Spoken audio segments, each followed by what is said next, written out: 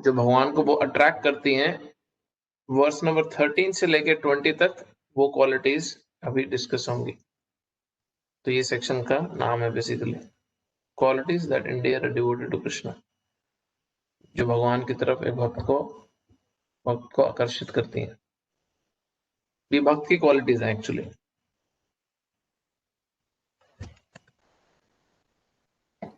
आप verse number 13 खोलो bro. हरे कृष्ण जी। हरे कृष्णा। प्रभु जी, like 11th वर्ष में प्रभुपाद ने कुछ पर्पट में स्पेशल मेंशन किया ना कि there are the many describe the special function for the full moon day. Prabhu ji, full moon day like with the previous karmas also. Prabhu ji, can you explain little bit more about this कि why Prabhupada explained this thing in the purport? कौन से वर्ष की बात कर रहे हो आप? 11th? Yes प्रभु जी, लाइक पूर्णमासी के दिन में जो कि हम पिछले कर्मों के बारे में कुछ ऐसा करके जो मेंशन किया प्रभु जी। विनीत प्रभु निकालेंगे? माता जी बोल रही हैं। हाँ प्रभु, निकाला मैंने पर्पट में ना। यस प्रभु जी।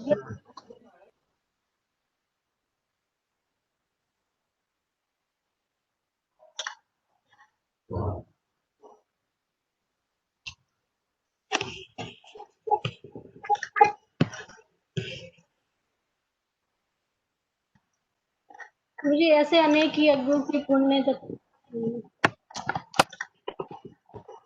कौन सी लाइन है इसमें तो?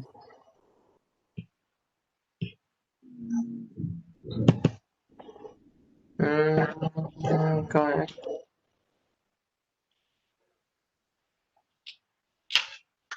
दिख रहा है क्या आपको? नहीं मिला तो नहीं मेरे को। कहाँ पे? ऐसे अनेक यज्ञों की, ये क्या? यस प्रभु जी।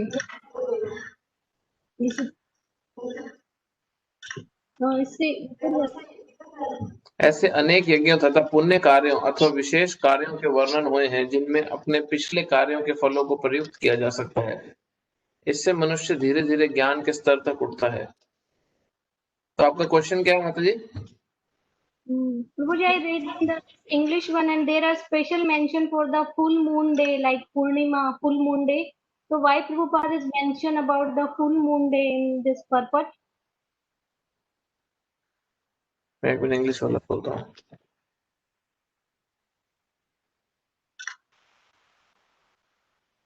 इलेवेंथ वर्स में बोल रहे हो ना आप? Yes, There are sir. many descriptions of sacrifices and special functions for the full moon day, and there is special work in which the results of one's previous actions may be applied. और यहाँ पे लिखा है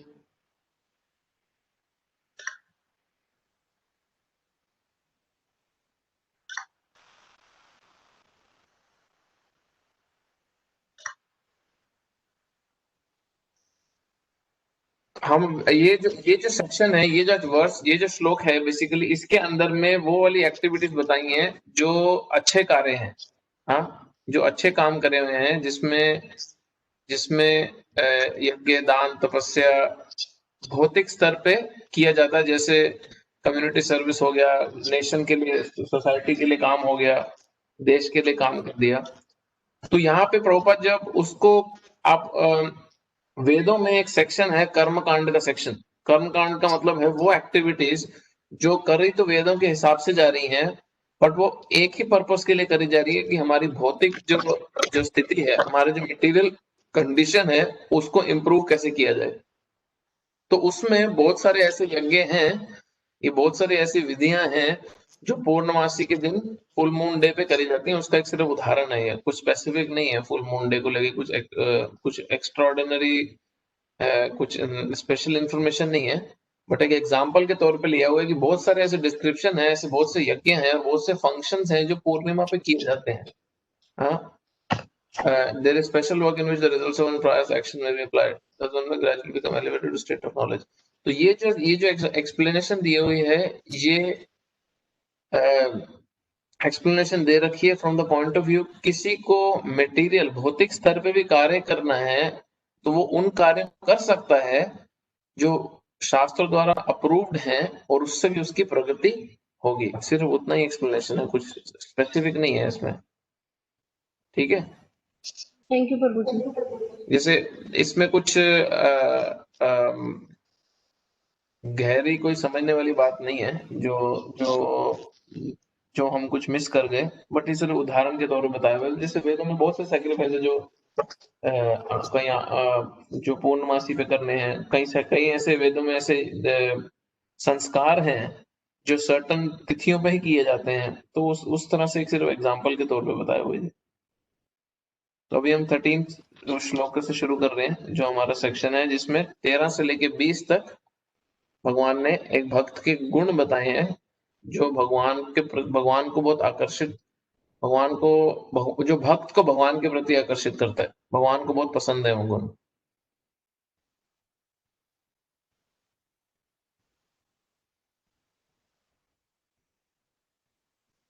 अद्वैष्ट सर्वभूतानां मैत्र करुण एव च निर्ममो निरहंकार समदुःख सुखक्षमी संतुष्ट सततं योगी यतात्मा दृढ़ निश्चय मयि अर्पितो मनोबुद्धिर्यो मद्भक्त स मे प्रियः।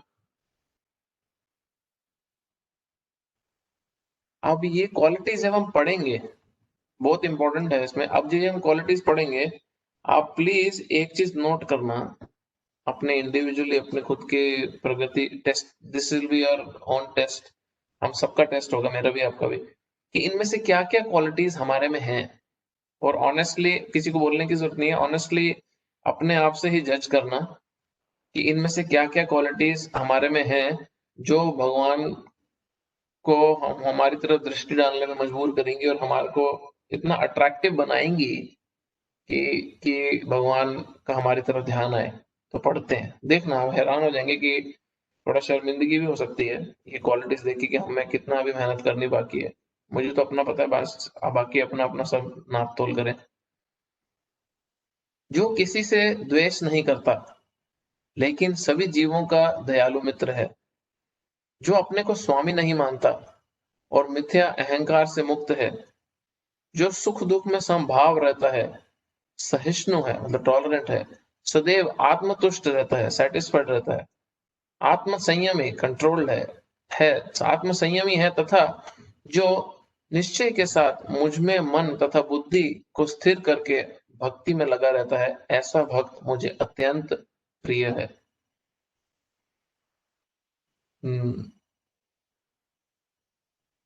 शुद्ध भक्ति पर पुनः आकर भगवान इन दोनों श्लोकों में शुद्ध भक्त के दिव्य गुणों का वर्णन कर रहे हैं। शुद्ध भक्त किसी भी परिस्थिति में विचलित नहीं होता, ना ही वह किसी के प्रति ईर्ष्यालु होता है, ना वह अपने शत्रु का शत्रु बनता है। वह तो सोचता है कि यह व्यक्ति मेरे विगत दुष्कर्मों के कारण मेरा शत्रु बना है, अतः विरोध करने की अपेक्षा कष्ट सहना अच्छा है। अब ये कितना मुश्किल है ये करना, कि आपको अगर कोई प्रॉब्लम्स दे रहा है, अगर आपके जीवन में कोई बाधा डाल रहा है, आपके जीवन में कोई कष्ट दे रहा है, तो उसको ये तरीके से देखना कि ये तो मेरे ही दुष्कर्मों का परिणाम मुझे दे रहा है, मैं इसका विरोध क्यों कर रहा हूं, मुझे सिर्फ सह लेना चाहिए। ये आसान नहीं है, ये बोलना भी कठिन है। जब अपने पे बीत रही होगी, इसको बोलना भी बहुत मुश्किल है। बट आगे प्रभुपद भगवद्गीता तात्पर्य में बहुत सुंदर समझा रहे हैं। श्रीमद् भागवतम में कहा गया है, तत्तेनुकंपा सुषुमिक्षमानो भुंजान एवात्मकृतम विपाकम। जब भी कोई भक्त मुसीबत में पड़ता है, ये प्लीज ये थोड़ा सा एब्जॉर्ब करने की कोशिश करना है। जब भी कोई भक्त मुसीबत में पड़ता है तो वह सोचता है कि भगवान की मेरे ऊपर कृपा ही है, मुझे विगत दुष्कर्मों के अनुसार इससे अधिक कष्ट भोगना चाहिए था। यह तो भगवत कृपा है कि मुझे मिलने वाला पूरा दंड नहीं मिल रहा, भगवत कृपा से थोड़ा ही दंड मिल रहा है। अतएव अनेक कष्टपूर्ण परिस्थितियों में भी मैं सदैव शांत तथा धीर बना रहता है जो ऐसा भक्त है। जब प्रॉब्लम आ रही है तो क्या सोचना है, भगवान टोकन दे रहे हैं, कम दे रहे हैं, मैं तो ज्यादा डिजर्व करता हूँ। और जब लाइफ में कुछ अच्छा हो रहा हो तो भगवान की कृपा है, मेरी तो बस की थी नहीं इतने सुख भोगना। ये एटीट्यूड, ये जो माइंडसेट है, ये जो एटीट्यूड है, ये बहुत ही इंपॉर्टेंट है एक डिवोटी को प्रोग्रेसिव स्टेज पे आगे बढ़ने के लिए। भक्त सदैव प्रत्येक प्राणी पर यहाँ तक कि अपने शत्रु पर भी दयालु होता है।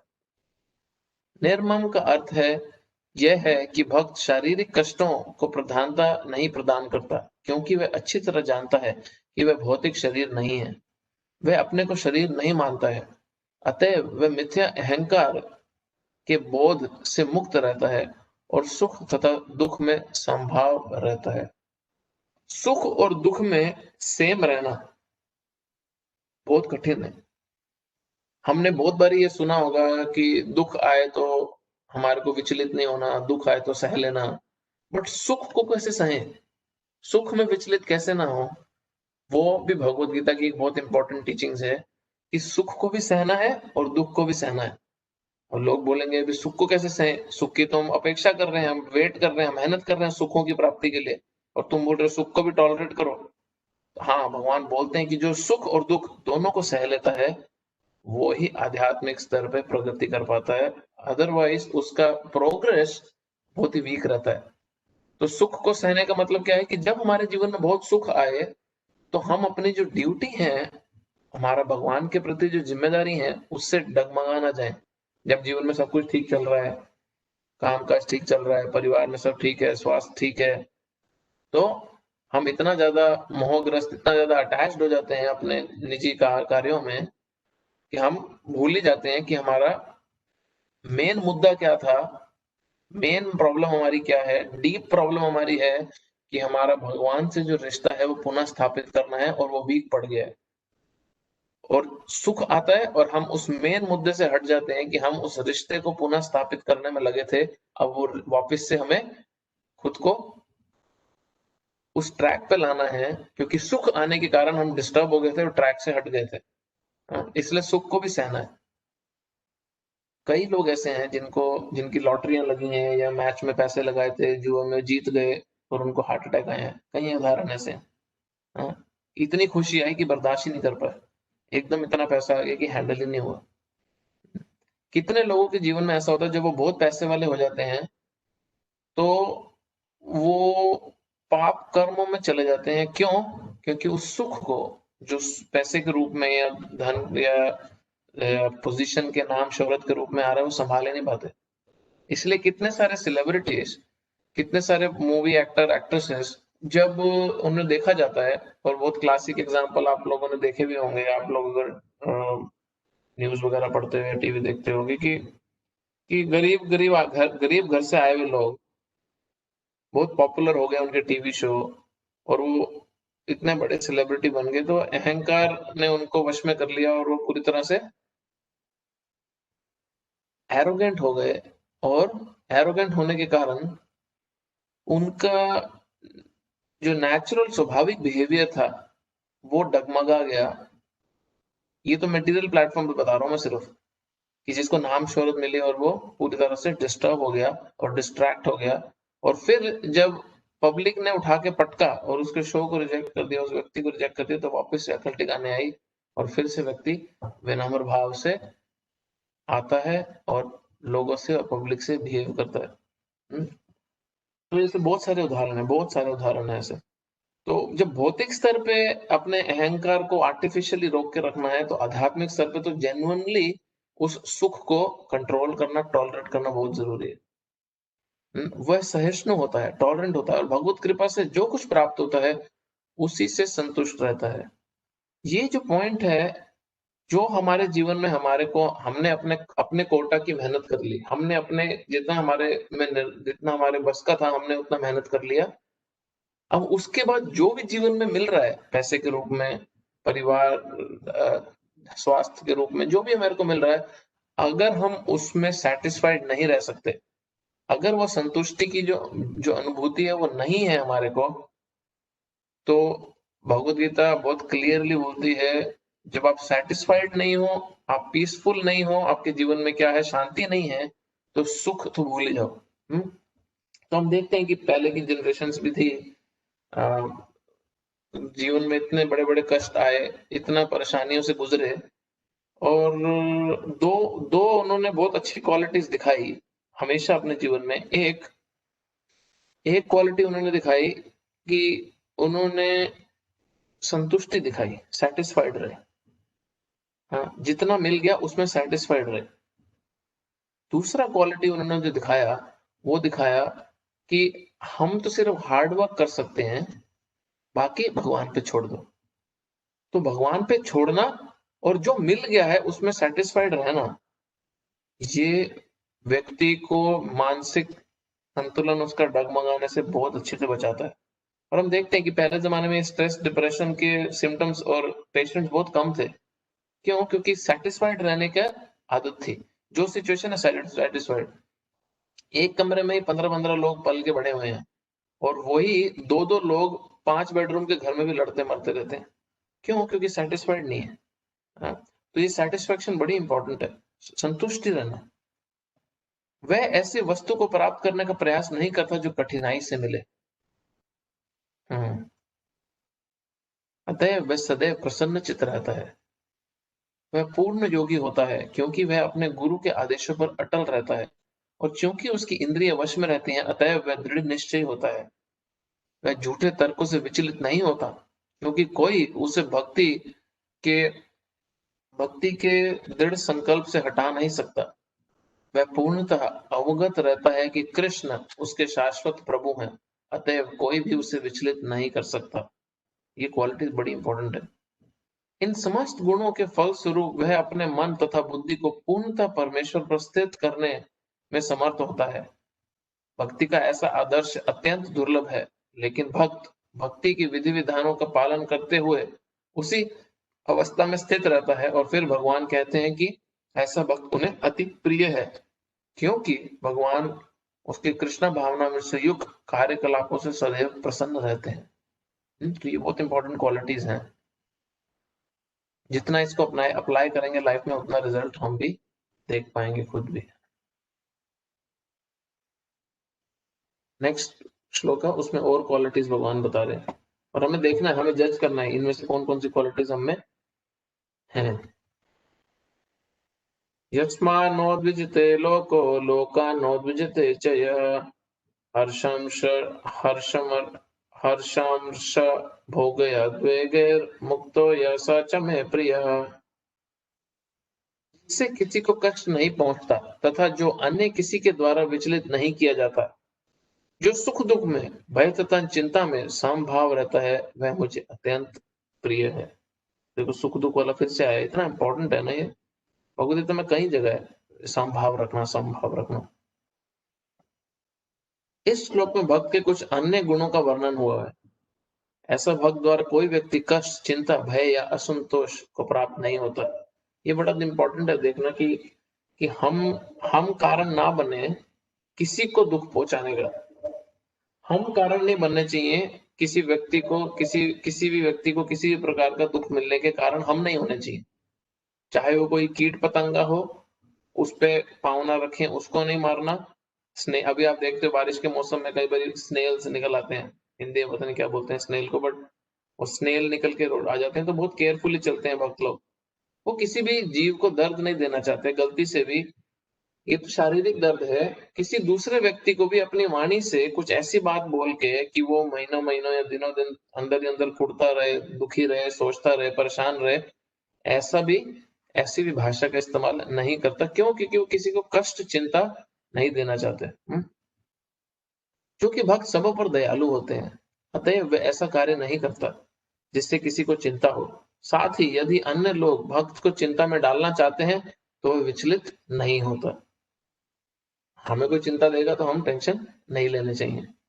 वास्तव में सदैव कृष्ण भावनामृत में लीन रहने तथा भक्ति में रत रहने के कारण ही ऐसे भौतिक उपद्रव भक्त को विचलित नहीं कर पाते। आपने देखा होगा, पता नहीं आप शायद जो मेलबर्न में उन्होंने तो शायद देखा ही है कि समुद्र ऊपर से बहुत ही डिस्टर्ब रहता है। हमेशा उसमें तरंगे चलती रहती है, वेव्स होती हैं काफी, और बहुत ही डिस्टर्ब दिखता है समुद्र ऊपर से। बट जितना समुद्र की गहराई में जाते हैं उतना ही समुद्र बहुत शांत होता है। क्यों? क्योंकि उसमें गहराई में जाके है वो शांत होता है। बट ऊपर से बहुत ही उसमें चंचलपना, बहुत ही डिस्टर्बेंस रहती है। तो जो व्यक्ति बहुत डीप होते हैं, जो व्यक्ति अपनी भक्ति में बहुत गहरी तरह से पकड़ के रखे हैं अपने आप को, वो विचलित जब समय आता है या जब कोई परेशानी आती है, दुख कष्ट किसी प्रकार का भी आता है, लॉकडाउन आता है, बीमारी आता है, कोरोना वायरस आता है, जॉब जाती है, बिजनेस जाता है, घर परिवार जाता है, रिश्तेदारी में कोई बहुत प्रिय कोई व्यक्ति शरीर छोड़ देता है, कोई भी प्रकार का कष्ट आता है, तो वो अपनी गहराई के कारण विचलित नहीं होता, बहुत डिस्टर्ब नहीं होता, क्योंकि वो तो गहरा है। ऊपर-ऊपर से भले ही वो दिखे, हुँ, और अंदर से वो बहुत ही समभाव, अंदर से बहुत ही उसमें ग्रेविटी ग्रेव रहता है बहुत ज़्यादा। अंदर से बहुत डीप होने के कारण उसमें उपद्रव, डिस्टर्बेंस आता नहीं है। हाँ, जो उपद्रव आ रहे हैं हमारी लाइफ में वो उसको विचलित नहीं करते। सामान्य रूप से विषयी व्यक्ति अपने शरीर तथा इंद्रिय तृप्ति के लिए किसी वस्तु को पाकर अत्यंत प्रसन्न होते हैं, लेकिन जब वे देखते हैं कि अन्यों के पास इंद्रिय तृप्ति के लिए इस ऐसी वस्तु है जो उसके पास नहीं है, तो वह दुखी तथा ईर्ष्या से पूर्ण हो जाते हैं। हम में से कितनों ने एक्सपीरियंस किया होगा। आपके पास आप नया फोन लाते हो, बड़े एक्साइटेड हो जाते हो, दूसरा व्यक्ति और बेटर फोन ले आता है, आपको अपना फोन ही अच्छा नहीं लगता उसके बाद। आपको वो फोन चाहिए होता है। तो ये ईर्ष्या के कारण होता है, ये द्वेष के कारण है। जब वह अपने शत्रु से बदले की शंका करता है, तो वह भयभीत रहता है, और जब वह कुछ भी करने में सफल नहीं होता तो निराश हो जाता है। ऐसा भक्त जो इन समस्त उपद्रवों से परे होता है, कृष्ण को अत्यंत प्रिय है। बहुत अच्छी क्वालिटीज हैं, एक्चुअली पढ़नी चाहिए।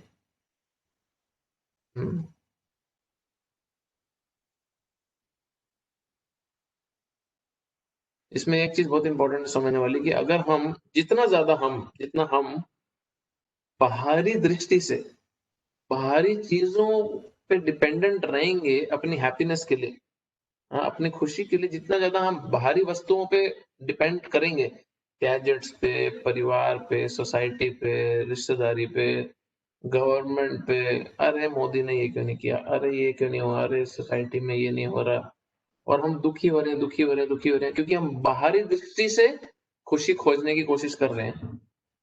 बहुत मुश्किल है एक्चुअल हैप्पीनेस को एक्सपीरियंस करना। क्यों?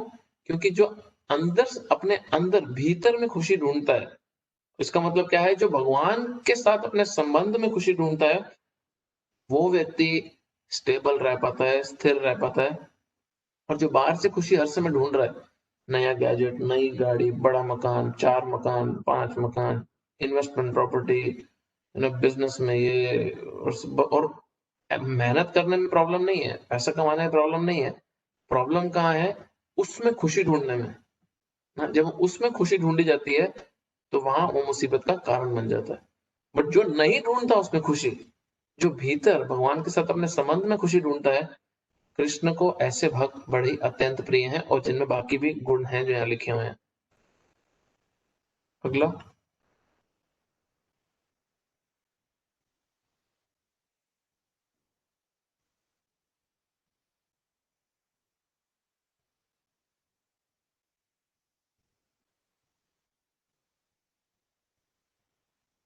अनपेक्षः सुचिर्दक्ष उदासीनो गतव्यतः सर्वारंभ परित्यागी यो मद्भक्त स मे प्रियः।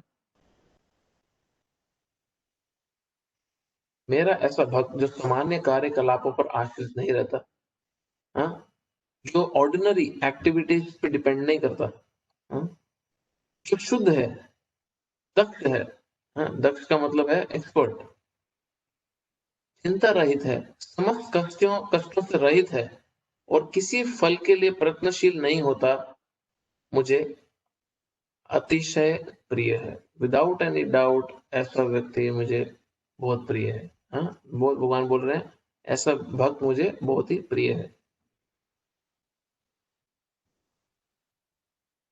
भक्त को धन दिया जा सकता है, किंतु उसे धन अर्जित करने के लिए संघर्ष नहीं करना चाहिए। यहाँ पे जो संघर्ष वर्ड है, इसका मतलब ये नहीं कि हार्ड वर्क नहीं करना, over Endeavour, over hard work, extra माथा खपाने की जरूरत नहीं है। हार्ड अपना जो मेहनत करनी है वो तो करनी है। भगवत कृपा से यदि उसे स्वयं धन की प्राप्ति हो तो वह उद्विग्न नहीं होता। स्वाभाविक है कि भक्त दिन भर में 2 बार स्नान करता है और भक्ति के लिए प्रातः काल जल्दी उठता है। इस प्रकार वह बाहर तथा भीतर से स्वच्छ रहता है। भक्त सदैव दक्ष होता है, एक्सपर्ट होता है। शुद्ध होता है कैसे? बाहर भी शरीर को साफ रखता है, अंदर भी चेतना को साफ रखता है। दक्ष एक्सपर्ट कैसे होता है? वो आएगा क्योंकि वह जीवन के समस्त कार्यकलापों के सार को जानता है और प्रामाणिक शास्त्रों में दृढ़ विश्वास रखता है। भक्त कभी किसी दल में भाग नहीं लेता, अतः वह चिंता मुक्त रहता है। No party business, no political party business, tension में रहता है, अब ये जीती तो वो जीती। समस्त उपाधियों से मुक्त होने के कारण कभी व्यथित नहीं होता। वह जानता है कि उसका शरीर एक उपाधि है, अतएव शारीरिक कष्टों के आने पर वह मुक्त रहता है। शुद्ध भक्त कभी भी ऐसी वस्तु के लिए प्रयास नहीं करता जो भक्ति के नियमों के प्रतिकूल हो। Another very very important point to note, हमारे को हमारी लाइफ में उन चीजों, उन वस्तुओं के लिए बहुत ज्यादा प्रयास नहीं करना चाहिए जो हमारी भक्ति के अगेंस्ट हो। और ऐसे क्या चीजें हो सकती हैं कि कुछ लोगों के लिए हो सकता है कि अभी तुम एक नौकरी कर रहे हो और फिर तुम प्रयास करो, यार अभी मेरे पास में 2 दिन छुट्टी रहती है, तो मैं फुल टाइम जॉब तो कर रहा हूँ बट 2 दिन छुट्टी रहती, क्या करूँ? 2 दिन में दोबारा मैं मेहनत करता हूँ और जो नौकरी ढूंढ लेता हूँ, 2 दिन खाली बैठ के कर रहा हूँ और पैसा कमा लेता हूँ। तो वो जो 2 दिन तुम्हारे थे उसमें तुम रेस्ट कर सकते थे, अपने शरीर को आराम दे सकते थे, स्वास्थ्य ठीक रख सकते थे, एक्सरसाइज कर सकते थे, कुछ नया सीख सकते थे और भगवान की भक्ति के लिए तुम्हारे को अच्छा ब्रेक मिल जाता है। बट नहीं, हमने क्या चूज किया? वो 2 दिन में क्यों फ्री करूं, मैं 2 दिन भी और काम कर लेता हूँ, 2 दिन में सेवा करने क्यों जाऊं मंदिर में, मैं और काम कर लेता हूँ और बैंक बैलेंस मेरा बढ़ जाएगा। बट वो हमारे को भक्ति से अलग ले जाता है, दूर ले जाता है। तो ऐसी चीजों से बचना चाहिए जो कार्य हमारे को भक्ति के प्रतिकूल हो, अनुकूल नहीं, फेवरेबल नहीं है, वो अनफेवरेबल है, उससे बचना चाहिए, उनके लिए प्रयास नहीं करना चाहिए। अभी प्रभुपाद उदाहरण दे रहे हैं। उदाहरणार्थ, किसी विशाल भवन को बनाने में काफी शक्ति लगती है, किसी विशाल घर को बनाने में, अतएव वह कभी ऐसे कार्य में हाथ नहीं लगाता जिससे उसकी भक्ति की प्रगति ना होती हो। वह भगवान के लिए मंदिर का निर्माण कर सकता है और उसके लिए वह सभी प्रकार की चिंताएं उठा सकता है, लेकिन वह अपने परिवार वालों के लिए बड़ा सा मकान नहीं बनाता। रहने के लिए इनफ घर बनाता है जितना फैसिलिटी है। बट सोचो, अभी आपकी कैपेसिटी है 3 बेडरूम के घर की, बट आपने देखा कि मेरे साथ वाला वक्त तो 5 बेडरूम का घर बनाया है, उसमें भी वो भी फर्स्ट फ्लोर बनाए हैं, 2 फ्लोर बनाए हैं, एक होम थिएटर सिस्टम है घर के अंदर, 2 गैराज हैं, 2 किचन है, 4 बाथरूम टॉयलेट अटैच्ड हैं। तो मुझे क्या करना है? मुझे भी तो वही करना है। तो लगे रहे काम पे, मेहनत कर रहे हैं, ओवर टाइम कर रहे हैं, अगले 15-20 साल काम करके उसका मॉर्टगेज उतार रहे हैं, उसका पैसा उतार रहे हैं, मंथली फीस उतार रहे हैं। किस लिए? जरूरत के लिए नहीं। क्यों? क्योंकि मेरे साथ वाले भक्त ने, साथ वाले मित्र ने, मेरे कलीग ने, मेरे साथ वाले किसी रिश्तेदार ने इतना ही बड़ा घर बनाया था, उसकी कैपेसिटी होगी, उसने बनाया, हमें क्यों उसमें फंसना है? बेसिकली ये बचने वाली कुछ पॉइंट।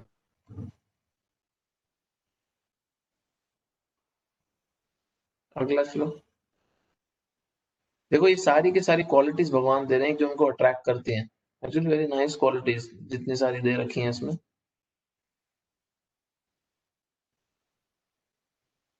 यो न हर्षति न द्वेष्टि न शोचति न कांक्षति शुभ परित्यागी भक्ति मान्य समय प्रिय। जो ना कभी हर्षित होता है, ना शोक करता है, जो ना पछताता है, इच्छा करता है, तथा शुभ तथा अशुभ दोनों प्रकार की वस्तुओं का परित्याग कर देता है, ऐसा भक्त मुझे अत्यंत प्रिय है। वापिस से आया, जो कभी सुखी, जो खुश, ज्यादा एक्साइटेड नहीं होता, ज्यादा कभी शोक नहीं करता।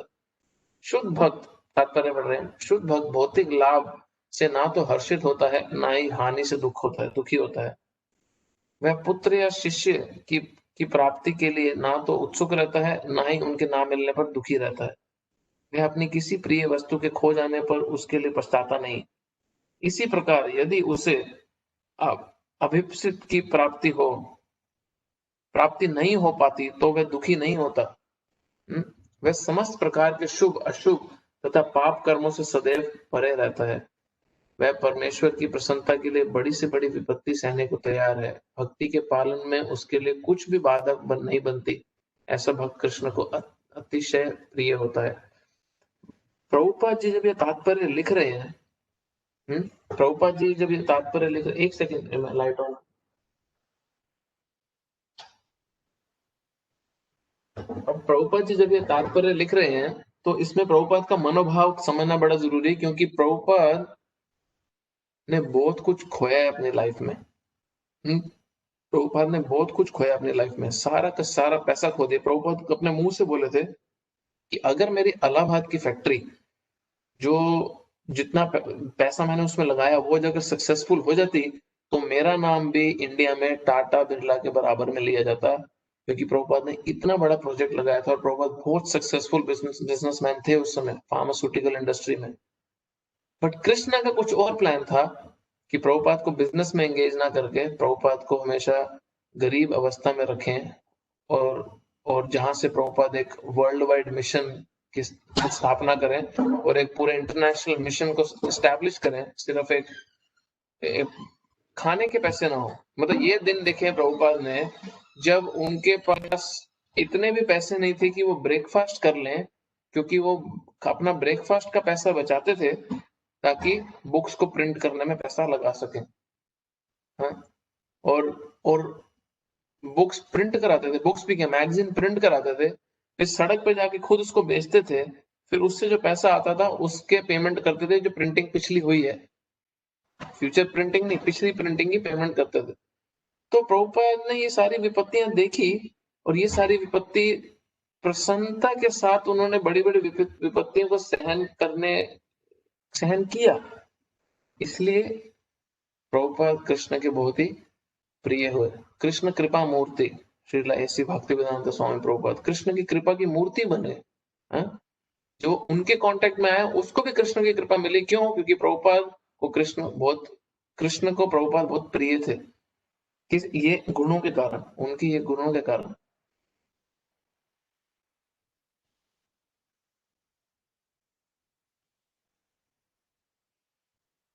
तात्पर्य खत्म है और भी है इसमें? हो गया ना? नेक्स्ट श्लोक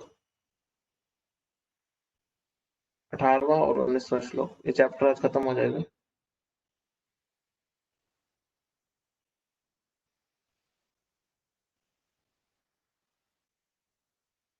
समाशत्रौ च मित्रे च तथा मानापमायनः शीतोष्णा सुख दुःखेषु समसंगा विवर्जितः तुल्यनिन्दास्तुतिर्मौनी सन्तुष्टो येन केनचित् अनिकेत स्थिरमतिर्भक्तिमान में प्रियो नरः।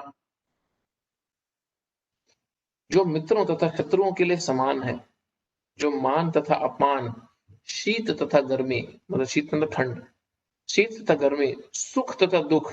फिर से देखो सुख दुख आया, कितना ही बारी रिपीट कर दिए 5 श्लोकों में कृष्णा ने।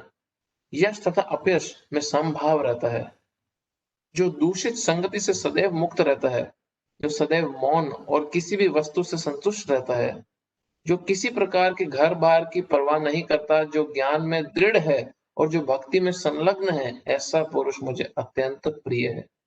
Amazing qualities. 2-4 भी आ गई तो शायद काम हो जाएगा। भक्त सदैव कुसंगति से दूर रहता है। मानव समाज का यह स्वभाव है कि कभी किसी की प्रशंसा की जाती है तो कभी किसी की निंदा की जाती है। हमारे साथ ऐसा होगा, कभी बहुत प्रशंसा होगी, कभी पूरी तरह लताड़ दिए जाएंगे, निंदा होगी। लेकिन भक्ति कृत्रिम यश तथा अपयश, दुख या सुख से ऊपर उठा होता है। जो भक्त है बेसिकली वह अत्यंत धैर्यवान होता है। वह कृष्ण कथा के अतिरिक्त कुछ भी नहीं बोलता और अतः उसे मौनी कहा जाता है। असली मौन व्रत जो है वो चुप रहना नहीं है। असली मौन व्रत है सिर्फ भगवान के बारे में बात करना।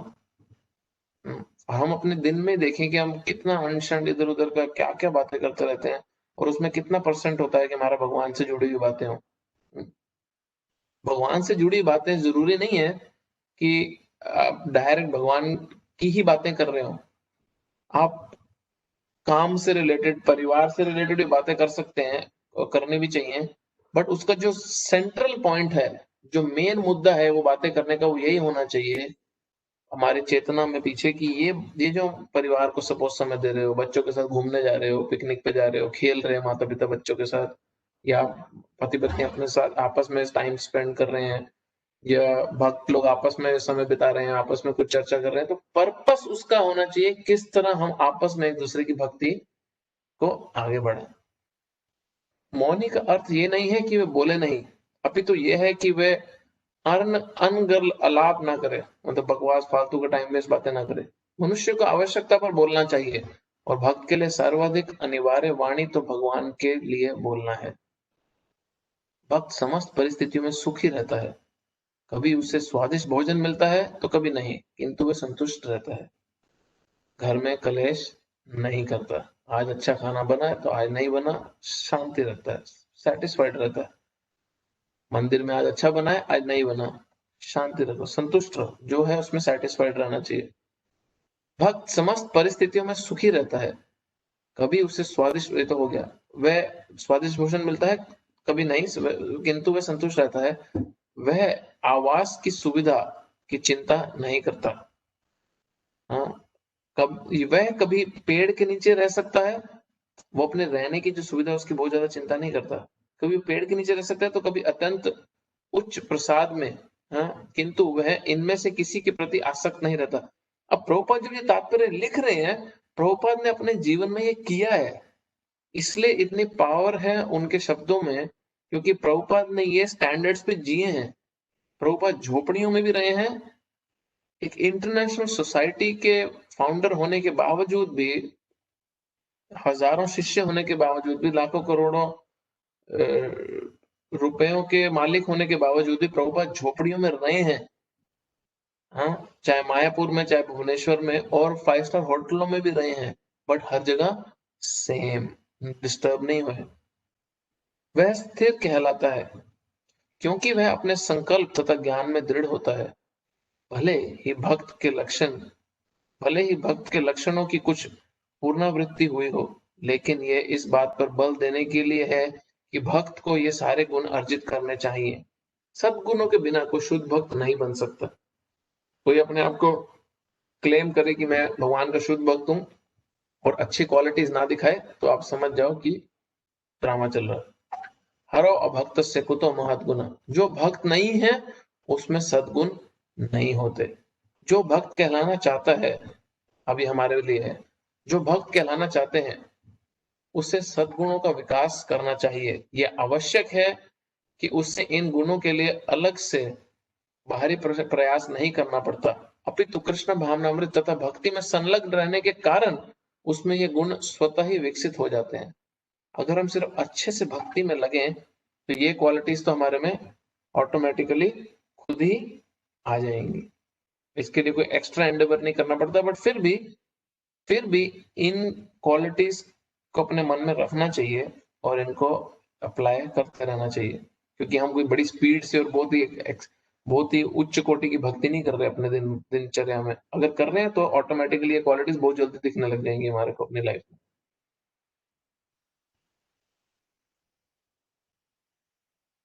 आखिरी श्लोक और ये चैप्टर खत्म, और हमारा भक्ति योग का, प्योर डिवोशनल सर्विस, शुद्ध भक्ति का पूरा सेक्शन 7वें अध्याय से 12वें अध्याय का भगवद गीता का आज समाप्त हो जाएगा। हरि बोल। मुझे तो उम्मीद ही नहीं थी कि हम इतना लंबा पहुंचेंगे, बट आप लोगों के एंथुसियाज्म के कारण हो ही गया फाइनली।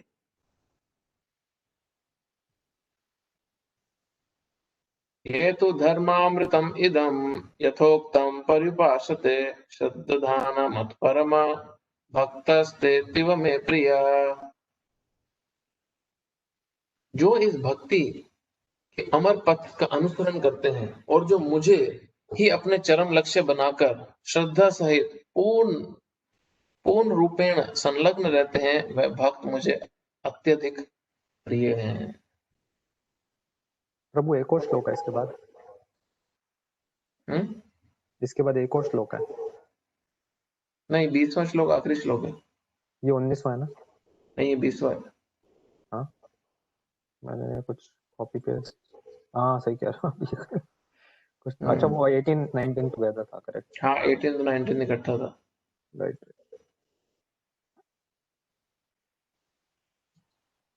मैं सोचने लगा आप कौन सी भगवद्गीता पढ़ रहे हो। सॉरी। तात्पर्य अभी इसमें पूरे चैप्टर में जो हुआ है उसको कृष्ण प्रभुपाद समराइज कर देंगे।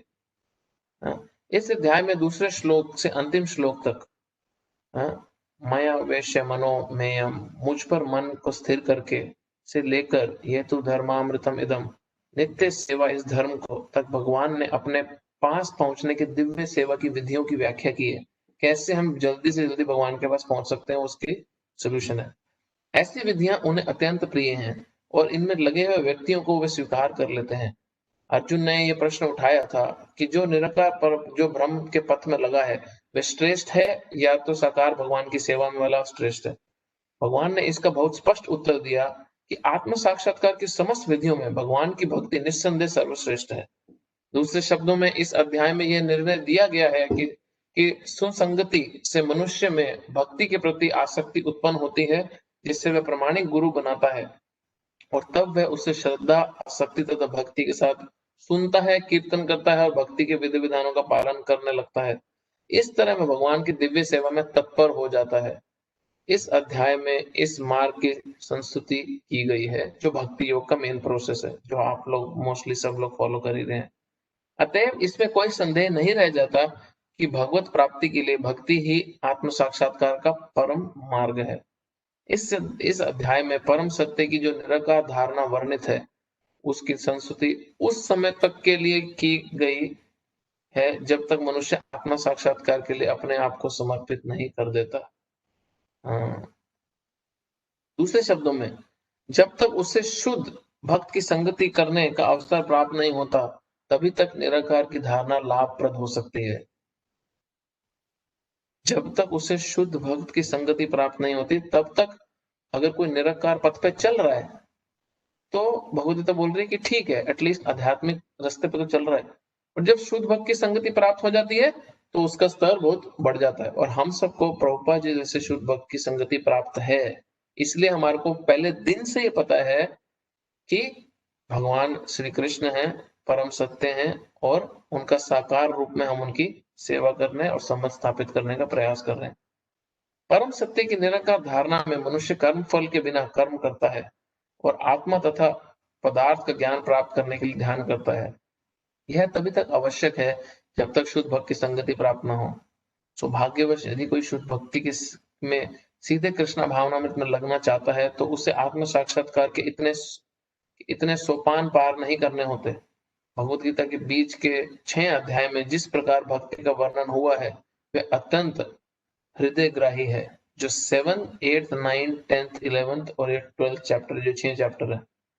किसी को जीवन निर्वाह के लिए वस्तुओं की चिंता नहीं करनी होती, क्योंकि भगवत कृपा से सारी वस्तुएं स्वतः सुलभ होती हैं। इस प्रकार श्रीमद् भगवद गीता के 12 अध्याय भक्ति योग का भक्ति वेदांत तात्पर्य पूर्ण हुआ। प्रभुपाद की जय। जय। अब जो अच्छी जो क्वालिटीज हैं जो एक भक्त दिखाता है, वो जो भक्त नहीं है वो भी कई बार वो क्वालिटीज दिखा सकता है। बट उसमें भेद क्या है कि जो आम व्यक्ति है जो वो गुण दिखा रहा है, जो क्वालिटीज अच्छी क्वालिटीज दिखा रहा है, वो मटेरियल प्लेटफॉर्म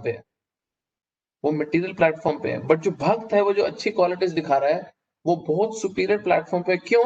क्योंकि वो उन क्वालिटीज से भगवान को प्लीज करने का प्रयास कर रहा है। और ये व्यक्ति जो नॉन जो जो जो डिवोटी नहीं है, वो जो ये अच्छी क्वालिटीज दिखा रहा है, वो इन अच्छी क्वालिटीज से सिर्फ अपने अच्छे कर्म बना रहा है। तो बहुत बड़ा अंतर है इसमें। एक भक्त जब अच्छे गुण दिखाता है या अच्छे गुण होते हैं उसमें, तो वो भगवान के लिए उसका इस्तेमाल करता है और भगवान को प्रसन्न करने के लिए वो गुणों को इस्तेमाल करता है, तो उसका रिजल्ट बहुत सुपीरियर होता है इन कंपैरिजन टू कोई आम व्यक्ति जिसको हम देखें। कई बार आपस में भक्त लोगों में बात होती है, किसी के साथ कोई बिटर एक्सपीरियंस हो जाता है, किसी को कोई कोई भक्त ने के साथ एक्सपीरियंस ठीक नहीं रहता तो बोलते हैं अरे भक्त से अच्छा तो बाहर के लोग ही हैं। ये गलती से भी ये विचार मन में नहीं आना चाहिए, क्योंकि बाहर वाला व्यक्ति जितनी मर्जी अच्छी क्वालिटीज दिखाए, वो सिर्फ अपने और अपने परिवार के भले के ऊपर सोच नहीं पाता। हद से हद सोसाइटी नहीं तो उसकी कंट्री। बट जो भक्त है, क्योंकि वो भगवान की प्रसन्नता के लिए कार्य कर रहा है, वो जो कार्य कर रहा है उसका जो रिजल्ट मिलता है उसको नहीं, पूरे की पूरे सृष्टि को, वो बहुत ही पावरफुल रहता है, वो हमें दिखता नहीं है हमारी दृष्टि से। तो इसमें इसमें कंफ्यूजन बिल्कुल नहीं रहनी चाहिए। बहुत बार ऐसा होता है, भक्त लोग बोलते हैं अरे यार इससे अच्छा तो बाहर के लोग ही थे। अंदर कुछ उनका भक्तों के साथ अगर एक्सपीरियंस ठीक नहीं रहता तो बोलते हैं अरे इससे अच्छा तो बाहर के लोग ही थे।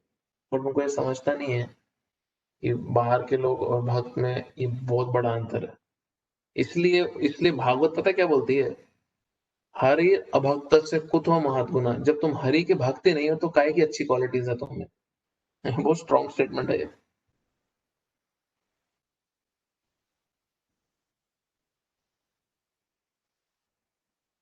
कोई क्वेश्चन है किसी का?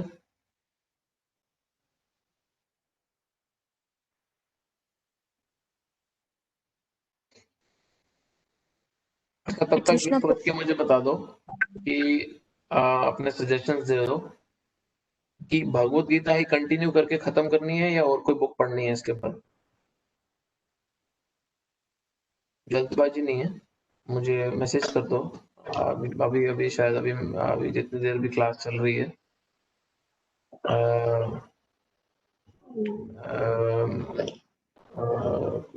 या तो भगवत गीता देखो, एक बहुत अपॉर्चुनिटी है, हम ऑलरेडी फ्लो में हैं।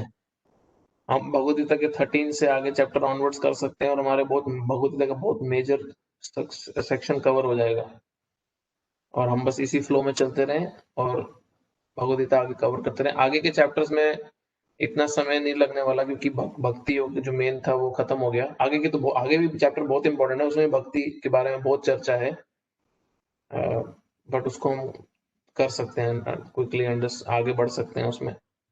तो मुझे प्लीज सोच के बताओ अभी जब तक क्वेश्चन आंसर चल रहे हैं। और और कोई बुक करनी है प्रभुपाद जी का, और कोई शास्त्र करना है? जैसा मैं सोच रहा था कि नेक्टर ऑफ डिवोशन हम दोबारा नेक्टर ऑफ डिवोशन कर सकते हैं, वो भक्त रसामृत सिंधु, या भगवद गीता कंटिन्यू करनी है? ठीक है, हाँ बोलिए माता जी, क्वेश्चन क्या था? हरे कृष्णा प्रभु। प्रभु जी, ये जो श्लोक में बताया कि जो भक्त चिंता रहित होता है, चिंता से मुक्त होता है, वो भगवान को प्रिय होता है। तो ऐसे कंडीशन में हम कैसे क्या कर सकते हैं? बिकॉज समटाइम्स ओके, वो स्टेट ऑफ माइंड हम एक्सेप्ट कर लेते हैं कि चिंता नहीं करनी है, बट फिर कुछ दिनों के बाद फिर से ओरिजिनल स्टेट ऑफ माइंड आ जाता है। तो ये जो फ्लक्चुएशन आता है माइंड का, उसको कैसे मैनेज कर सकते हैं? तो सबसे पहले इसमें इम्पोर्टेंट है प्रॉब्लम को आइडेंटिफाई करना, कि हम जब कठिनाई आती है तो हम ओवर कर देते हैं। बहुत लोगों को लगता है कि ये नेचुरल है, ये तो होगा ही होगा जी, क्या कर सकते हैं, इसमें काय की प्रॉब्लम है। तो अगर आप इस प्रॉब्लम को आइडेंटिफाई कर लेते हो कि हमारे में ये इश्यू है कि हम ओवर रिएक्ट कर जाते हैं, या हम जब तकलीफ आती है, दुख आता है तो हम उसको सहन नहीं कर पाते, तब हम अगले स्टेप पे जाते हैं जहां पे जब हम प्रॉब्लम में आए उस समय पे हैबिट डालनी बहुत इंपॉर्टेंट है कि हम भगवान को प्रे करना सीखें। हम भगवान को प्रे करना सीखें। जितना ज्यादा हमारी एटीट्यूड रहेगा जब प्रॉब्लम आ रही है कोई भी, उसमें भगवान, उस समय में भगवान को इन्वॉल्व करें और उनको सेंटर में रख के उसका सोल्यूशन ढूंढे, उतना हम नेचुरली सिक्योर्ड फील करेंगे। हाँ, तो अभी आप एक चीज खुद देखना कि सपोज कोई बच्चा है, उसको स्कूल में कोई बड़ी क्लास का बच्चा तकलीफ दे रहा है, तो वो परेशान हो जाता है, अरे रोज टेंशन दे रहा है, रोज टेंशन दे रहा है वो बच्चा। तो सोचता है कि अगले दिन जाके मैं लड़के आऊंगा उससे, गुस्से में आके परेशान होके कि अब मैं उसको पिटाई करके आऊंगा बड़े बच्चे की। बट अंदर से उसको कितनी टेंशन होगी, सोचो कि उसको पता है कि वो कमजोर है उस बड़े स्टूडेंट से, और 95% उसी की पिटाई होगी, बट फिर भी वो क्रोध में इतना है कि वो बोल रहा मैं तो बस बर्दाश्त हो गया, चाहे मार खाऊं बट मैं एक दो थप्पड़ तो मार के आऊंगा, भले मेरी हड्डी टूट जाए। अब वही बच्चा घर आके अपने पापा को प्रॉब्लम बताता है और अपने पापा को स्कूल लेके जाता है उस बड़े बच्चे से मिलने, तो उसका कॉन्फिडेंस क्या होगा? वो कितनी चिंता कर रहा होगा, उसको पता है मेरे पापा ने ऐसे उसको ठीक कर देना है, अब तो मेरा ही अपर हैंड है। तो एग्जैक्टली सेम भक्त के जीवन में होता है कि जब हम अपनी खुद की स्ट्रेंथ पे अपनी प्रॉब्लम से लड़ने की कोशिश करते हैं तो हम बहुत डरे हुए होते हैं और हम बहुत वीक महसूस करते हैं और इसीलिए हम टेंशन एंजाइटी में आ जाते हैं। बट जब हम भगवान पे श्रद्धा रख के भगवान को इन्वॉल्व करके अपने लाइफ में फिर किसी प्रॉब्लम से डील करते हैं तो हमारा कॉन्फिडेंस उसी बच्चे की तरह होता है जो जो अपने पिता के साथ बच्चे से मिलने जा रहा है, उसको टेंशन ही नहीं है, उसको पता है मेरे पापा तो बहुत पावरफुल है उस बच्चे के मुकाबले में। तो ये बहुत इंपॉर्टेंट है। ये एक सिंपल तरीका है बट एक बहुत ही पावरफुल हैबिट को डेवलप करने का कि जब लाइफ में प्रॉब्लम आए सबसे पहली हैबिट है डालने की भगवान को इन्वॉल्व करना सीखें। ठीक है प्रभु जी, थैंक यू। हरे कृष्ण। किसी ने क्वेश्चन भेजा है कि हमें पता है कि कुछ भक्त जो हमारे साथ हैं वो दिखावा कर रहे हैं भक्ति का और उनके जो एक्शन है वो हमारी भक्ति को डायरेक्टली अफेक्ट करते हैं, बट हमें ये भी दिख रहा है कि वो मंदिर में काफी सेवा करते हैं और हमें ये भी पता है कि हमें उनके लिए प्रे करना चाहिए। और क्या कर सकते हैं उन भक्त, और हम क्या कर सकते हैं उस सिचुएशन में? तो सबसे पहली बात तो मैं तो यही सजेशन दूंगा कि हम वकील और जज ना बने कंफर्मेशन देने का कि वो कौन भक्त क्या कर रहा है, क्योंकि हमें भी पसंद नहीं आएगा कि कोई हमारे लिए अगर जजमेंट देता है कि कौन भक्त कैसा है। बट हाँ, अगर हमारे को फिर भी हमारी खुद की भक्ति का जो एंथुजियाज्म है, हमारी खुद की भक्ति का जो रिस्पॉन्सिबिलिटी है वो हमारे खुद के हाथ में है। तो अगर किन्हीं भक्त के कारण या किसी व्यक्ति के कारण मैं डिस्टर्ब हो रहा हूँ मेरी भक्ति में, पहला चीज तो ये होना चाहिए, बेनिफिट ऑफ द डाउट खुद को देना ही नहीं चाहिए। इसका मतलब ये है कि यही मन में सोचना चाहिए कि मेरी गलती होगी, कुछ तो हमारी हरकतें ऐसी होंगी जिसकी वजह से हम इस सिचुएशन में हैं। अब भगवान उस भक्त के माध्यम से हमें कुछ सिखाना चाहते हैं, बट क्योंकि हमारी भक्ति की रिस्पॉन्सिबिलिटी हमारी ही है तो इसलिए उसको फिक्स करने के लिए अगर कोई स्टेप्स ऐसे लेने पड़े जहां पे हम डिस्टेंस मेंटेन करें या जहां पे हम बट रिस्पेक्टफुल डिस्टेंस मेंटेन करें और बैक बाइटिंग ना करें, उनके बारे में बुरा भला किसी को ना बोलें, उनका इमेज खराब ना करें, निंदा ना करें उनकी, बट अपने अगर हमारा एंथुसियाज्म भक्ति में खराब हो रहा है और उसको वापस लाने के लिए या उस डिस्टर्बेंस को ठीक करने के लिए अगर हमारे को डिस्टेंस मेंटेन करना पड़ता है तो वो हमारी रिस्पॉन्सिबिलिटी है, करना चाहिए, क्योंकि हमारी भक्ति हमारी रिस्पॉन्सिबिलिटी है। बट बहुत केयरफुली ये सोचना चाहिए और खुद को कभी भी ग्रीन सिग्नल आसानी से नहीं देना चाहिए कि सामने वाला गलत है और हम नहीं। ठीक है, और कोई क्वेश्चन?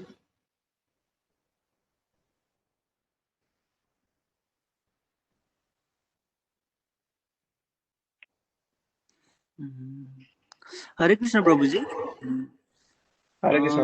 एक संघर्ष की बात हो रही थी, तो ऐसा है ना, क्योंकि संघर्ष तो करना है पर ओवर इंडिविजुअल नहीं करना है, तो हमको कैसे पता लगे कि हम ओवर इंडिविजुअल कर रहे हैं या नहीं है? क्योंकि इंडिविजुअल तो हमको करना ही है। बहुत इंपॉर्टेंट क्वेश्चन है, बहुत अच्छा क्वेश्चन है। हाँ जी, कैसे तो हमको मेहनत तो करनी है बट इतनी कैसे पता चले कि ज्यादा मेहनत कर रहे हैं या कम कर रहे हैं? करेक्ट। सो तो अभी इसमें बहुत इंपॉर्टेंट है कि जो हार्ड वर्क है, जो हमारी मेहनत है, वो हमारे को हमारे स्वभाव के हिसाब से कहीं ना कहीं तो उसको डालना ही है। अगर किसी का बिजनेस माइंड है तो उसको बिजनेस में इन्वॉल्व करना पड़ेगा, कोई जॉब करना चाहता है करेगा, क्योंकि परिवार है तो परिवार को पालने के लिए पैसा तो चाहिए। बट जो ओवर एंडेवर का मतलब है, जो एक्स्ट्रा हार्ड वर्क है, उसका मतलब ये है कि आपका जो समय है वो ना परिवार को दे पा रहे हो, ना अपने शारीरिक स्वास्थ्य को दे पा रहे हो, ना अपने मानसिक संतुलन को दे पा रहे हो, ना ही अपने भगवान से रिलेशनशिप जो स्थापित करना है उसको दे पा रहे हो। तो वो तब डिस्टर्ब होता है ये सारी चीजें जब हम दिन में एक लिमिटेड घंटों के बाद भी कार्य में लगे रहते हैं, पैसा कमाने के चक्कर में पड़े रहते हैं। तो जैसे एवरेज के एक्सपीरियंस डिवोटीज भी बोलते हैं कि दिन में अगर आप 8 से 9 घंटा अपने कार्य को अच्छे से करते हो, सिंसियरली करते हो, मेहनत से करते हो अपने जॉब को या बिजनेस को, उसके बाद अगर आप फिर भी लगे रहते हो तो वो ओवर एंडेवर की कैटेगरी में आने लगता है। क्यों? क्योंकि सपोज आपने दिन में, कैलकुलेट करते हैं, प्रैक्टिकली देखते हैं कि सपोज आपने दिन में 8 से 9 घंटा अपने जॉब या बिजनेस को दिया। अब आप 6 से 7 घंटा सोओगे भी, सपोज 7 घंटा आम व्यक्ति सोता ही है, लोग कहीं मोस्टली लोग ज्यादा सोते हैं बट 7 घंटा लगा लेते हैं, ठीक ठीक। 9 घंटा और 7 घंटा हो गया आपका 16 घंटा दिन का।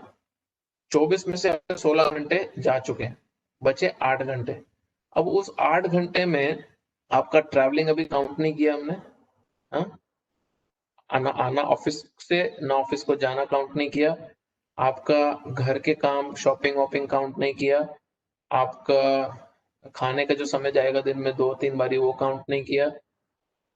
उसके बाद आपको परिवार के साथ समय देना है, उसके बाद आपको अपने हेल्थ के लिए कुछ ना कुछ करना होगा, उसके बाद रिश्तेदारी होगी, उसके बाद सोसाइटी आपसे कुछ उम्मीद करेगी, शादियां होती हैं, इधर जाना पड़ता है, किसी को ससुराल के रिलेटिव से मिलना है, किसी को मायके की तरफ कुछ काम है, चलता रहेगा। उसके बाद जो कुछ समय बचेगा आपको अपनी स्पिरिचुअल लाइफ के लिए भी कुछ करना है, भगवान का नाम का उच्चारण करना है, चैंटिंग करना है, रीडिंग करना है, क्लास सुनना है। और फिर उसके बाद भी आप सोचते हो कि मैं और घंटे काम कर लूं, और समय गया कहाँ समय? 8 घंटे में आपको कितना कुछ करना है पता है आपको? Travel, cooking, eating, shopping, family time, health time, परिवार, रिश्ता, सोसाइटी, भक्ति, ये 8 घंटे में सब कुछ करना है। तो अगर 8 घंटे में आपने अपने दिन के 3-4 घंटे और दे दिए काम में, तो फिर तो किसी ना किसी चीज में कॉम्प्रोमाइज आपको करना पड़ेगा। और एंड में आके कॉम्प्रोमाइज कहाँ होता है? क्या चीज सबसे ज्यादा हम पीछे छोड़ देते हैं? वो है हमारी भक्ति, हाँ? और वही सबसे ज्यादा वीक रह जाएगी, वही बिल्कुल इंपॉर्टेंस नहीं देंगे उसको, उसी को हम पीछे छोड़ देंगे, ना हमारा चैंटिंग में ध्यान देंगे, ना भगवान के बारे में सुनने, ना पढ़ने में। तो जो जीवन का गोल है, जो लक्ष्य है, उससे बहुत स्पीड से दूर हटते जाएंगे और पीछे हटते जाएंगे। ये प्रॉब्लम है ओवर एंडेवरिंग में। तो 8 से 9 घंटे में अगर आप 8 से 9 घंटे जब करें, फिर इधर उधर फालतू टाइम मत वेस्ट करो। जैसे कई बार बोला जाता है कि अगर तुम्हारा एग्जाम है, कुछ दिनों में एग्जाम है, तो भगवत गीता पढ़ने की जरूरत नहीं है, अपनी एग्जाम की किताबें पढ़ो, हाँ? Be practical. अगर तुम जॉब पे हो तो उस समय माला लेके मत बैठो। अगर तुम बिजनेस कर रहे हो, अपने दुकान पे हो, फैक्ट्री में हो, कहीं मार्केट में गए हो, कुछ है, तो उस समय माला वाला मत करो। उस समय जो तुम्हारा पूरा समय है उसको अच्छे से काम में लगाओ कि इस समय में ये 8 घंटे 9 घंटे जितना भी देर में काम पे हूँ, काम को कैसे बढ़ाऊं, काम को कैसे ठीक करूं। वो तुम्हारा भक्ति या सेवा करने का समय नहीं है। जॉब पे कुछ लोग जा रहे हैं और टेबल पे बैठे और नीचे हाथ में माला रख के बैठे, फिर परफॉर्मेंस नीचे जाएगी, फिर नौकरी जाने का डर रहेगा, फिर घर में टेंशन, और फिर माला को गाली देंगे, भगवान को गाली देंगे। तो इस जरूरत नहीं है सब करने की। बहुत कम भक्त ऐसे होते हैं जो इसको, अपने काम को भी भगवान की सेवा में डायरेक्ट यूज कर सकते हैं, बट वो बहुत क्वालिफाइड होते हैं। जैसे एक डिवोटी हैं, मेलबर्न में ही अपने हैं, वो अपना कार्य को इतने एक्सपर्ट हैं कि अपने कार्य को दिन में 3-4 घंटे में खत्म कर लेते हैं, मैक्सिमम 5 घंटे में। उसके बाद 2-3 घंटा वो भागवत पढ़ते हैं ऑफिस में, और अच्छे परफॉर्मेंस में भी आते हैं जॉब के अंदर, हाँ? तो कुछ एक्सपर्ट ऐसे होते हैं, बट मोस्टली काम के समय काम करना चाहिए, ताकि बाद का समय क्वालिटी टाइम भगवान को, परिवार को, शरीर को दे सके। किसी ने क्वेश्चन? ठीक है Niroj Prabhu, thank you Prabhu ji. Question पूछा है कि कहाँ गया? नहीं, क्वेश्चन नहीं। हाँ, स्टूडेंट्स के लिए है अपना हाउ टू बैलेंस हमारे जो स्पिरिचुअल गोल है और मटेरियल गोल है, हमारे आध्यात्मिक गोल और भौतिक गोल को बैलेंस कैसे कर रहे हैं। अभी बैलेंस की हमने बात करी, तो उसी को जो काम के हम 8-9 घंटे की बात कर रहे हैं उसको पढ़ाई से रिप्लेस कर दिया जाए। तो आपका जो पढ़ाई का समय है उस समय पढ़ाई करें। ये नहीं अभी एग्जाम आया तो हम भगवद गीता पढ़ेंगे, क्योंकि एग्जाम को पढ़ेंगे नहीं। ये सेंटिमेंटल बातें हैं। हाँ, आपका मैं जानता हूँ, आप लोग भी शायद जानते हो कि मेलबर्न में डिवोटी हैं, गोपाल प्रभु आश्रम में रहते हैं। उन्होंने मेलबर्न यूनिवर्सिटी से पीएचडी किया। तो जब उनकी पीएचडी के फाइनल थीसिस का सबमिशन का समय था, तो वो मंदिर में पूरा दिन किसी को दिखते नहीं थे क्योंकि वो सारा दिन यूनिवर्सिटी में होते थे। तो उनका रूटीन ये था कि वो सुबह उठेंगे, अपने 16 माला करेंगे, चैंटिंग करेंगे, प्रसाद लेंगे और सीधा यूनिवर्सिटी चले जाएंगे सुबह 8 बजे। 8 बजे से लेकर रात को 7-8 बजे तक यूनिवर्सिटी में 12 घंटे काफी हार्डकोर मेहनत करेंगे क्योंकि उनको अपना थीसिस का सबमिशन करना है। और कितने महीने उन्होंने फाइनली अपने ऐसा किया और पीएचडी सबमिट किया और वो एक्सेप्ट हो गया उनका। तो ऐसा नहीं था कि अभी अरे यार मैं पीएचडी के चक्कर में पड़ा हूँ, मैं मंदिर में सेवा कर लेता हूँ। अभी नहीं, मेरा फाइनल टाइम है, मुझे मेहनत पूरी जोर देना है। जो मेरा मिनिमम, जो मेरा कमिटमेंट है वो करते थे। अपना 2 घंटा सुबह उठ के चैंटिंग कर ली, प्रसाद खाया, हाँ, थोड़ा बहुत रास्ते में पढ़ लिया भगवत गीता, और उस समय पे जो फाइनल टाइम्स है उसमें फोकस किया। तो जो मिनिमम स्टैंडर्ड है वो डिस्टर्ब नहीं करना। जो हमारा मिनिमम 16 राउंड चैंटिंग है, नियमों का पालन करना है, प्रसाद खाना है, वो उसमें पीछे नहीं हटना है। बट हम बाकी चीजों को उस समय पे मैनेज कर सकते हैं कि हम मंदिर में सपोज आप रेगुलर सेवा करते हो, या आपका ऑफिस में कोई सबमिशन है, या उस समय पे कोई फाइनल टाइम आ गया है, आपको इम्पोर्टेंट घर में कोई इवेंट आ गया, तो उस समय पे बैलेंस करा जा सकता है।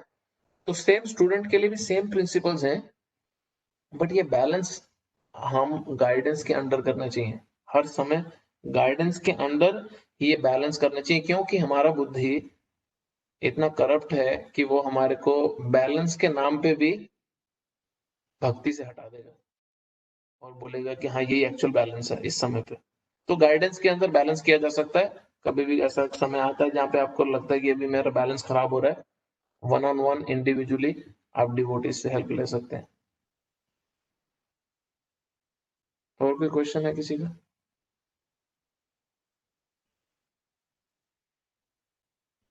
आप लोग मुझे प्लीज साथ साथ बताते जाएं, भगवद गीता कंटिन्यू करनी है, क्या करना है।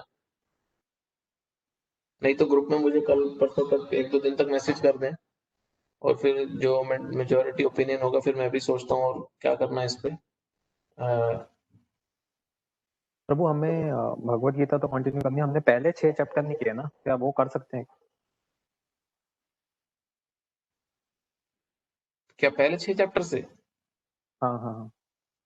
आई वुड से कि अभी जिस फ्लो में हम चल रहे हैं वो फ्लो कंटिन्यू करते हैं, क्योंकि मैंने जितने भी क्लासेस करी है मैंने शुरू का काफी सब्जेक्ट मैटर कवर किया उसमें ऑलरेडी।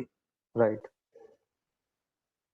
एंड देन अगर हम भगवत गीता खत्म कर पाए आखिरी के चैप्टर्स, होता क्या पता है, बहुत बारी भगवत गीता डिवोटी शुरू करते हैं बट वो पहले 1-2 चैप्टर 3 चैप्टर पढ़ते हैं, उसके बाद बुक बंद कर देते हैं या कोर्स बंद कर देते हैं, और ये लेटर के चैप्टर्स हमेशा कॉम्प्रोमाइज करते हैं।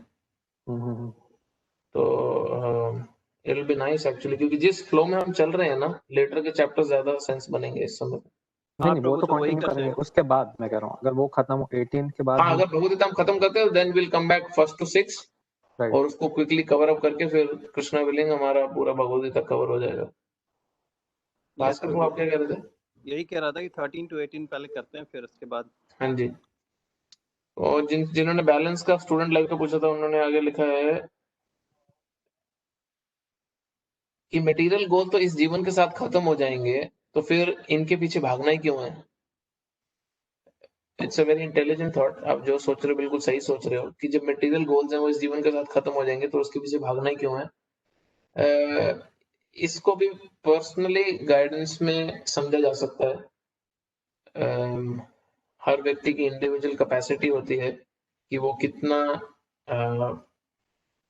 इन डायरेक्शंस पे चल सकता है कि वो सिर्फ और सिर्फ स्पिरिचुअल गोल की तरफ ही ध्यान दे।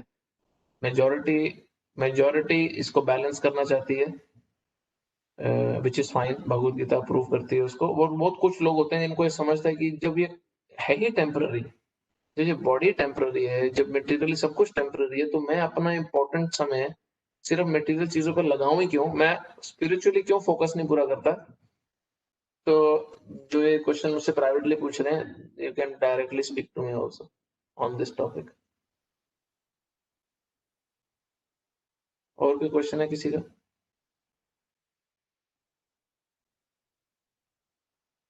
प्रभु मेरा ये बैलेंस के ऊपर ही क्वेश्चन है कि कई बार जिंदगी में कुछ सिचुएशंस ऐसी आती है, जैसे ऑफिस में बहुत ज्यादा काम हो गया या घर पे कुछ आ गया, तो बैलेंस आउट हो जाता है उस टाइम पे, जैसे 1-2 महीने बैलेंस आउट हो गया बिल्कुल, कई बार मामला भी रह गया उस टाइम पे, तो उसके बाद फिर दोबारा से लाइन पे आने पे it's hard to come back to normal routine again, जैसे हमारा पहले चल रहा था, सुबह उठो माला करो, तो बहुत मुश्किल हो जाती है वो उसको दोबारा से लाइन पे लाने के लिए, और कई बार नहीं भी आ पाता, तो उस स्थिति में कैसे क्या करें, क्योंकि उस पर फिर फंस जाते हैं, कई बार ऑफिस में काम कंटिन्यूअसली चलता रहता है और घर पे भी कंटिन्यूअसली आपकी रिस्पॉन्सिबिलिटीज बढ़ती जा रही हैं, तो कई बार बैलेंस आउट ही रह जाता है फिर वो कुछ चीजें।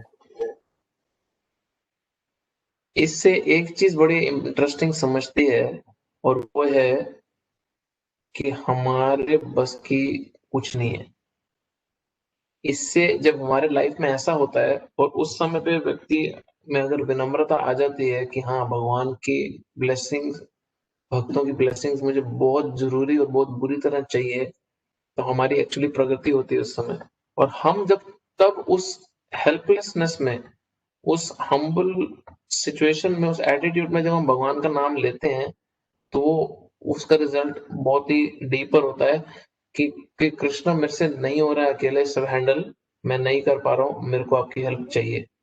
बट उस समय पे, जैसे मैंने पहला नेहाली माता जी ने क्वेश्चन पूछा था, अगर उस समय पे आपने प्रैक्टिस नहीं करी भगवान को आपके लाइफ में इन्वॉल्व करने की, और अकेले ही जूझ रहे हो और अकेले ही लगे हो भले भक्ति करने के लिए, बट कृष्णा को बिना इन्वॉल्व करे,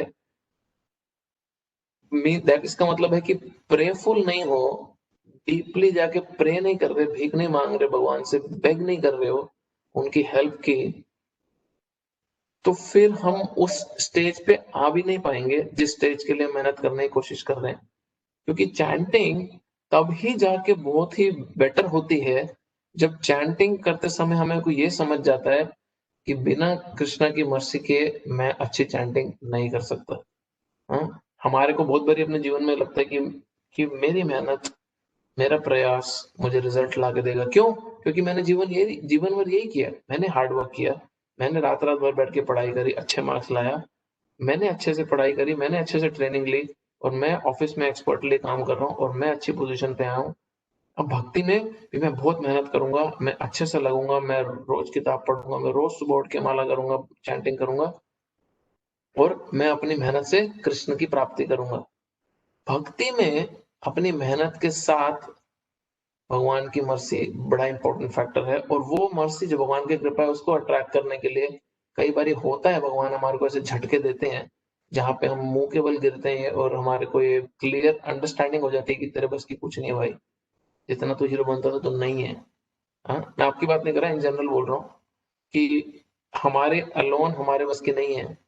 एक भजन है बहुत अच्छा, वो है एका की आमार नाही पाए बल हरि नाम संकीर्तन, alone I have no strength, अकेले मेरे में ताकत ही नहीं है हरि नाम संकीर्तन करने की, कीर्तन करने की। तुम्ही कृपा दिय श्रद्धा, तुम्ही कृपा दिय श्रद्धा बिंदु दिय, तुम्ही कृपा बिंदु श्रद्धा बिंदु दिय दहे कृष्ण नाम धन है। तो वो डिवोटी प्रे कर रहा है दूसरे भक्तों से, गुरु से, प्रभुपाद से, वरिष्ठ भक्तों से, सीनियर डिवोटी से, कि तुम मुझ पे कृपा करो, तुम मुझ पे कृपा करो, श्रद्धा दो मुझे भगवान के नाम में, भगवान की सेवा में, और मुझे हरि के नाम का धन दो, कृष्ण नाम का धन दो। तुम्ही कृपा दी श्रद्धा बिंदु दिए दये कृष्ण नाम धने, कृष्ण से तोमार कृष्णा दीते पार तुम्हारा शक्ति अच्छे। कृष्ण तो तुम्हारी प्रॉपर्टी है, ओ भगवान के शुद्ध भक्तों, कृष्ण तो तुम्हारी प्रॉपर्टी है, तुम चाहे तो किसी को भी कृष्ण दे सकते हो, और मेरे पास कृष्ण नहीं है। कृष्णा से तोमारा, कृष्णा से तुम्हारा तुम्हें दीते पर तुम्हारा शक्ति आछे, तुम्हारी शक्ति है कृष्ण किसी को देने। अमी तो कंगाल, मैं तो कंगाल हूं, अमी तो कंगाल, कृष्णा कृष्णा बोली धाय तवा पाछे पाछे, मैं तो कंगाल हूं, कृष्ण कृष्ण बोले तुम्हारे पीछे भाग रहा हूं कि मुझे कृष्ण दे दो, मुझे कृष्ण दे दो, मैं बुरे हाल में हूं, मेरे पास भगवान नहीं है। तो ये प्रेफुल मूड एक डिवोटी का बहुत ही हेल्दी है उसके लिए, ये विनम्रता और भगवान से और भगवान के भक्तों से प्रे करना कि हमारे बस की नहीं है, अभी हमारे बस की नहीं है, मैं समझ गया मेरे बस की नहीं है। प्लीज अपनी कृपा करें, मुझे वापस से अपनी भक्ति में उसी एंथुजियाज्म और उससे भी ज्यादा एंथुजियाज्म से वापस लगाएं। ठीक है Prabhu? Yes Prabhu, thank you. और कोई क्वेश्चन है किसी का?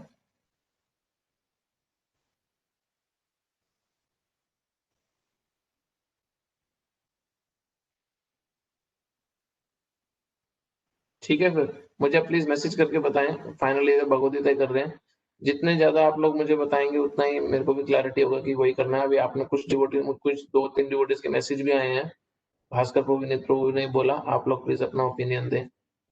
बाकी भी कि मेरे पर्सनली तो मुझे लगता है कि भगवत गीता आगे करे तो अच्छा है, बाकी आप लोग जैसे बोलेंगे फिर देखते हैं आगे।